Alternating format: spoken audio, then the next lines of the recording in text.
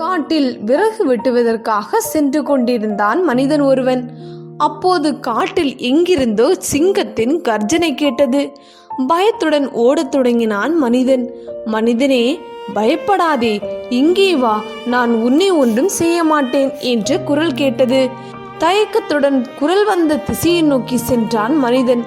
அங்கு ஒரு கூண்டில் சிங்கம் அடைபட்டு இருந்தது.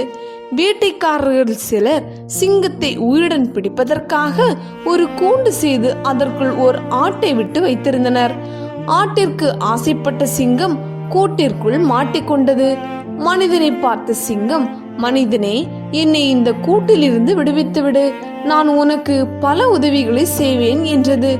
நீயோ மனிதர்களை கொன்று தின்பவன், உன்னை எப்படி நான் விடுவிக்க முடியும் என்றான் மனிதன்.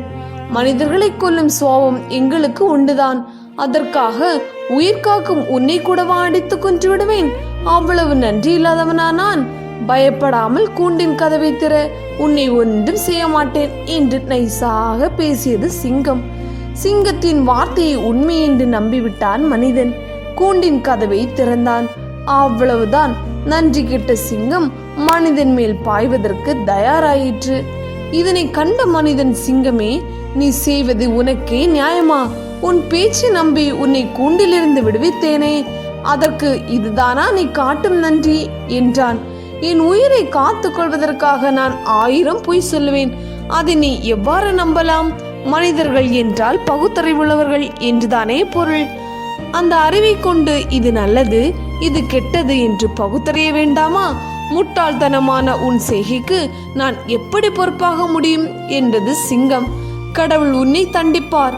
உன் உயிரை காப்பாற்றிய என்னையே சாப்பிடுவது நியாயமா?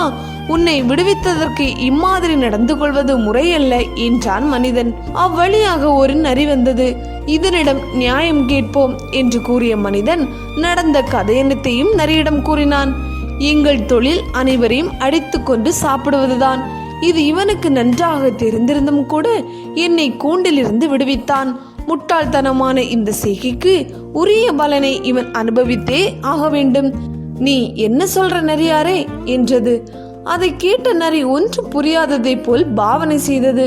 நீங்கள் இந்த மாதிரி சொன்னால் எனக்கு ஒன்றுமே புரியல, ஆரம்பத்திலிருந்து சொல்லுங்கள் என்றது நரி.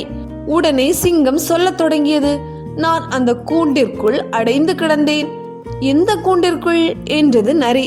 அதோ இருக்கிறதே அந்த கூண்டிற்குள் என்றது சிங்கம். எப்படி அடைந்து கிடந்தீர்கள் என்றது நரி. சிங்கம் விடுவிடுவென்று கூட்டிற்குள் சென்றது. இதுதான் சமயம் என்று கருதிய நரி சட்டென்று கூண்டு கதவை இழுத்து மூடியது. நரியாரே, இது என்ன அயோக்கியத்தனம்?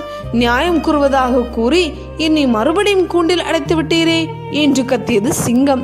நீங்கள் பேசாமல் கூண்டிற்குள்ளேயே இருங்கள். நான் ஒன்றும் இந்த மனிதனைப் போல முட்டாள் அல்ல. உங்களை சாதகமாக நியாயம் சொன்னால் முதலில் மனிதனை அடித்துக் கொள்வீர்கள், பிறகு என்னையே அடித்து கொன்று விடுவீர்கள். அதனால்தான் உங்களை கூண்டிற்குள் செல்லுமாறு செய்து கதவை பூட்டிவிட்டேன் என்றது நரி.